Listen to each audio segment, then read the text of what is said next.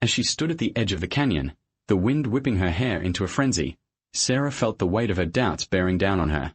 She had always been someone who relied on her strengths, her quick wit, her sharp intellect, to navigate life's challenges. But now, as she stared out at the seemingly endless expanse of uncertainty, she felt like she was staring into the abyss. Sarah had lost her job a few months ago, and the sting of rejection still lingered.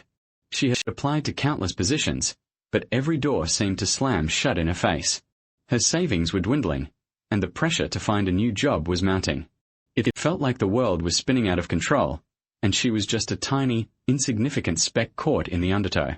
As she stood there, frozen in indecision, a voice inside her head began to whisper all the worst-case scenarios. You'll never find a new job.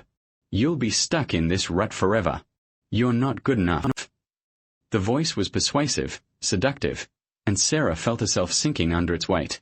She had always been someone who relied on her logic, her rational thinking, to make sense of the world. But now, as she faced the void, she felt like she was losing her grip on reality. It was then that Sarah remembered the words of her grandmother, who had always been her rock, her guiding light. Resilience is not about being strong, it's about being flexible, she had said. It's about being able to bend and twist in the wind, without breaking. Sarah realized that she had been trying to hold on too tight, to control the uncontrollable. She had been trying to be strong, when what she really needed to be was adaptable. As she turned away from the canyon, a sense of determination began to stir inside her. She knew that she couldn't change the circumstances, but she could change her response to them. She could choose to see the uncertainty as an opportunity, rather than a threat. She could choose to be flexible, to bend and twist in the wind, rather than trying to break. Sarah took a deep breath, and began to walk away from the canyon. She knew that the road ahead would be long and hard, but she also knew that she was not alone. She had the strength of her own resilience to draw upon, and the support of her loved ones to guide her. As she walked, the wind began to die down, and the sun broke through the clouds. Sarah felt a sense of hope begin to stir inside her, a sense that she could weather the storm, and come out stronger on the other side. But as she walked, Sarah couldn't shake the feeling that she was being watched. She glanced over her shoulder, and saw a figure standing at the edge of the canyon, watching her. It was a woman, with long, flowing hair, and a look of deep sadness in her eyes. Sarah felt a shiver run down her spine, as the woman began to speak. "You're not alone," she said, her voice carried away by the wind. "You're not alone, and you're not forgotten." Sarah felt a sense of comfort wash over her, as the woman's words seemed to seep into her very soul. She knew that she was not alone, that there were others out there who had walked the same path, and emerged stronger on the other side.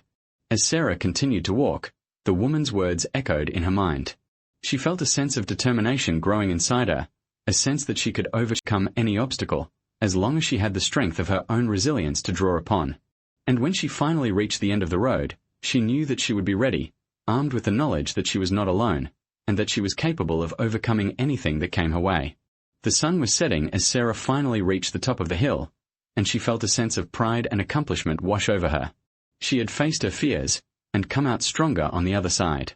She had discovered a new sense of resilience within herself, a sense that she could bend and twist in the wind, without breaking.